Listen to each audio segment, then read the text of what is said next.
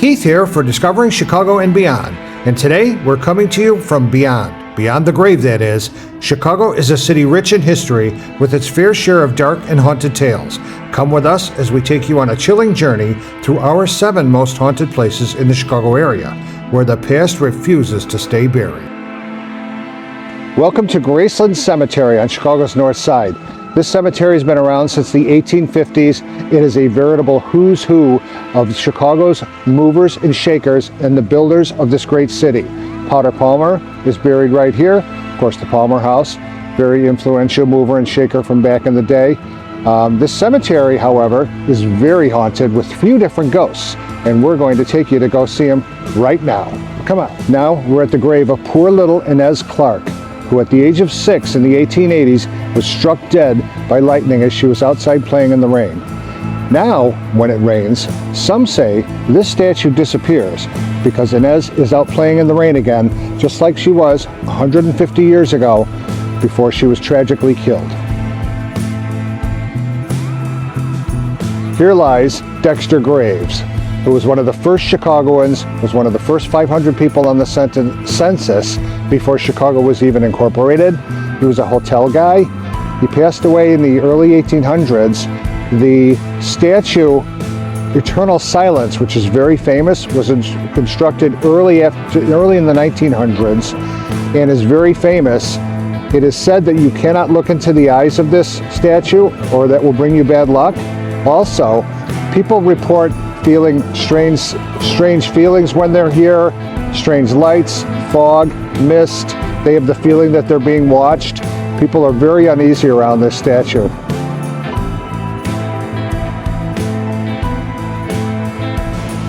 Welcome to the Burnham Family Island.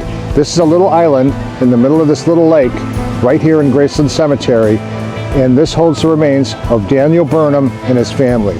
Of course, you will know that Daniel Burnham was probably the most influential Chicagoan, laying out our city and had the vision, as well as the Columbian Exposition, and had the vision to make it what it has now become today. What a great city. Anyway, he's buried here with his family. Some say that his ghost still walks here. He can be seen on the banks of this island. Welcome to the Congress Plaza Hotel, the most haunted hotel in the city of Chicago. This hotel was built in 1893 for the Columbian Exposition. It's got over 800 rooms, 2 different towers. It's absolutely huge, and it's extremely maze-like when you get up into these hallways. A lot of people say it reminds them of the Shining movie. Anyway, this hotel has experienced more than its fair share of tragedies. Namely, in 1900, there was an Army captain who, on the eve of his wedding, shot himself in the head inexplicably. His ghost is said to still be roaming here in search of his bride, maybe. The case of Adele Langer, who in 1939, with her 2 young sons, ages 4 and 6, escaped to Chicago from Czechoslovakia, was waiting for her husband that was supposed to be joining them in a couple of days. That turned into a couple of weeks and then months, and then finally she couldn't take it anymore. She flung her children out of a 12th floor window to their deaths after a wonderful little family visit to the zoo, and then jumped out after them. The weird thing about that is that the bodies of Adele and her 4-year-old son made it to the morgue, but nobody knows what happened to the 6-year-old. We know what happened to him.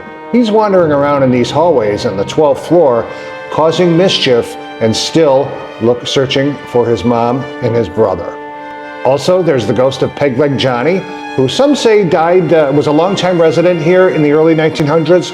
Some say he died at breakfast, and his ghost lingers here. Some say he was shot in the alley. In either case, there are reports of Peg-Leg Johnny still roaming the halls of this hotel. Behind me is the beautiful lobby of the Congress Hotel. The history here is unbelievable. This place is gorgeous. It's huge, pretty run down, but again, it's a very, very old hotel. We are outside the door of room 441, which is the most haunted room in this entire hotel. You can stay there if you dare. There are said to be instances of weird noises all through the night. People report their beds being kicked, like someone's kicking their bedposts, covers being torn off of them in the middle of the night. One guy stated recently, by the way, that he awoke in the middle of the night to steam coming from the shower, and it was hot water in there, and then in the morning he couldn't even get any hot water to speak of. So there's been a lot of crazy things in that room, and again, it's available. You can stay there if you want.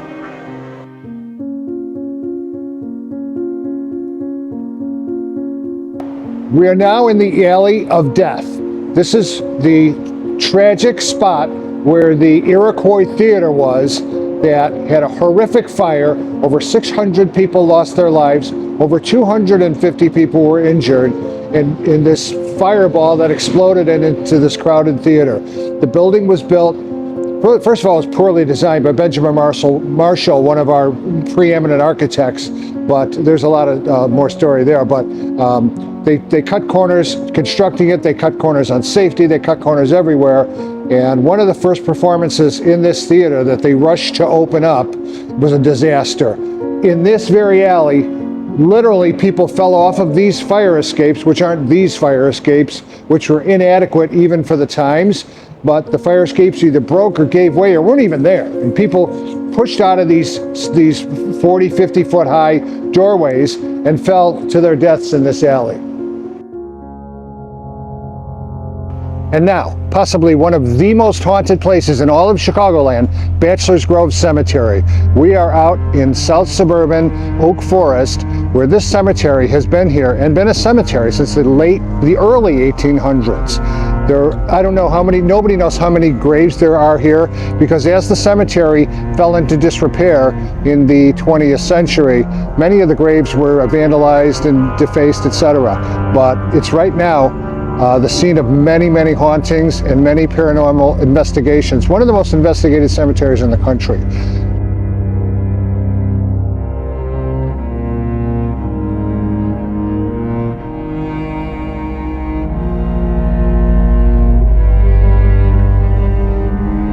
If you're enjoying our story so far, please help us out and hit the like button, subscribe to the channel, and let us know what you think in the comments below. Thank you so much.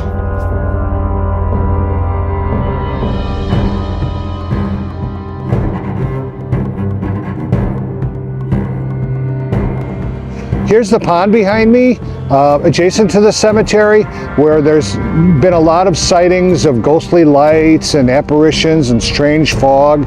Some say that there are a car or two went in there and there's still people in there, who knows, but that's just some of the lore around here.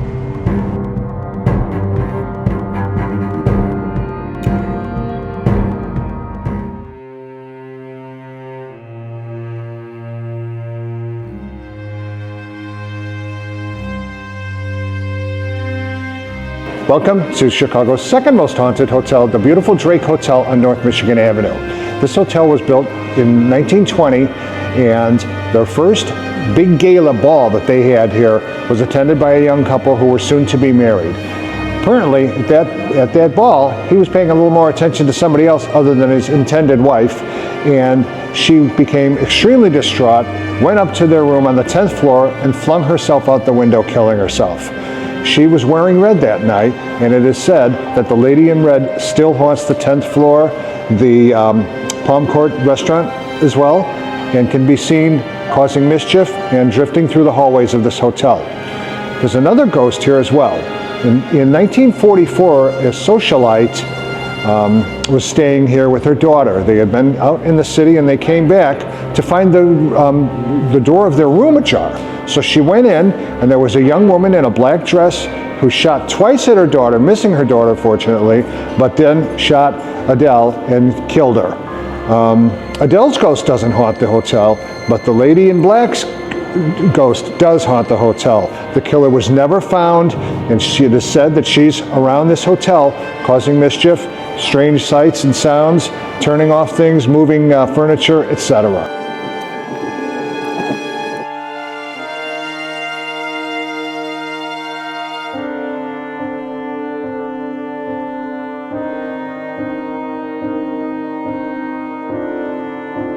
Welcome to the Red Lion Pub, Lincoln Park's most haunted spot. we're here having lunch. We're going to eat our lunch, and we're going to check it out and see if we can find any of these ghosts that are roaming around this place. Okay, we finished our lunch. It was wonderful. A very, very cool place. I remember this place a long, long time ago. This guy bought it from a Dirty Dan's saloon or something. It was just some dive bar. The guy fixed it up and it was a nice place. I knew it was haunted back then. There was a haunting of a cowboy that used to walk up and down the bar, and supposedly still does. There's a lady with too much lavender perfume on who used to appear in the upstairs bathroom and actually used to lock the door from time to time. The guy renovated this place in the early 2000s, I think, and it's absolutely stunning, gorgeous. He's got all kinds of memorabilia up here from England, books, all kinds of stuff. What a great place, and what a great haunted place. So we didn't see any ghosts when we were here, but the staff was telling us that from time to time, they'll be sitting in this room, just kind of hanging out when it's not too busy. They will hear the front door open, which means they need to get up and get over there and greet these people. There's no people there. So who's doing that? We don't know. One of these ghosts probably. If you are in the area, stop by Fullerton and Lincoln. Stop by, have a great burger, great food, great drinks, great atmosphere. And maybe you'll see one of these ghosts.